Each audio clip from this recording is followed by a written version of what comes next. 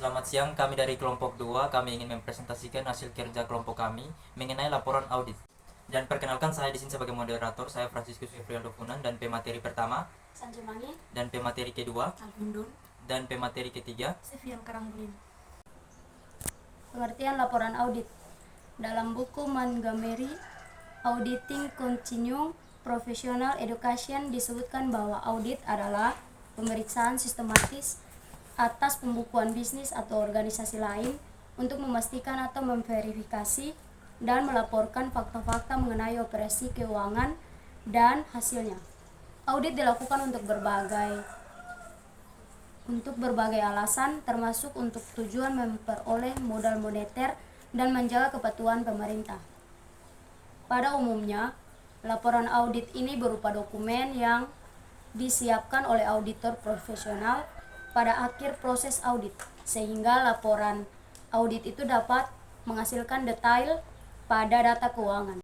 Standar pelaporan laporan audit mengacu pada Generally Accepted Auditing Standard atau GAAS, yaitu yang pertama, laporan audit harus menyatakan telah disusun sesuai dengan prinsip akuntansi yang berlaku umum. Yang kedua, laporan audit harus menunjukkan keadaan yang di dalamnya prinsip akuntansi secara konsisten diterapkan dalam penyusunan laporan keuangan. Periode berjalan dalam hubungannya dengan periode sebelumnya.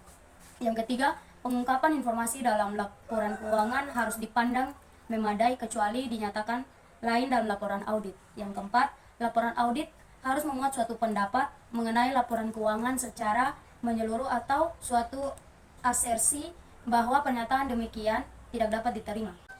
Fungsi laporan audit. Laporan audit digunakan oleh banyak pemangku kepentingan termasuk manajemen entitas, dewasa, direksi, pemegang saham, investor, badan pemerintah, bank, dan banyak lainnya. Adapun fungsi laporan audit antara lain.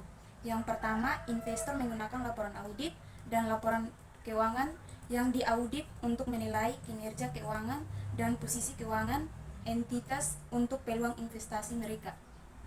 Yang kedua, badan pemerintah menggunakan laporan audit dan laporan keuangan untuk menilai kelengkapan dan keabsalutan laporan pajak.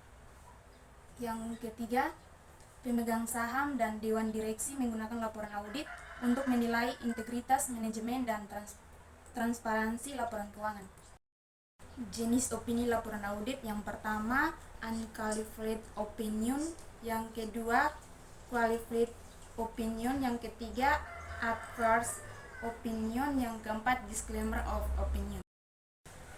Tahapan dalam membuat laporan audit: yang pertama, meminta dokumen; yang kedua, mempersiapkan rencana audit; yang ketiga, menjadwalkan rapat terbuka; yang keempat, melakukan kerja lapangan di lokasi; yang kelima, menyusun laporan; yang keenam, menyiapkan pertemuan penutupan; yang ketujuh, batasan laporan audit.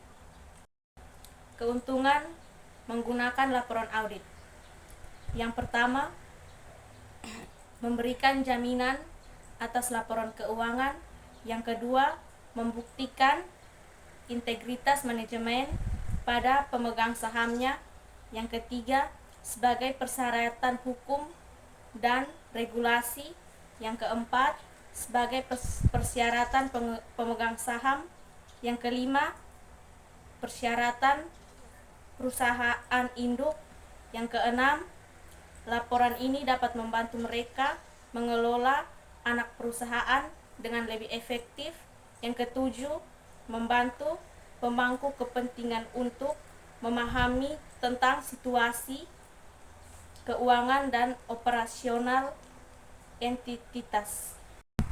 Sekian presentasi dari kelompok kami. Terima kasih.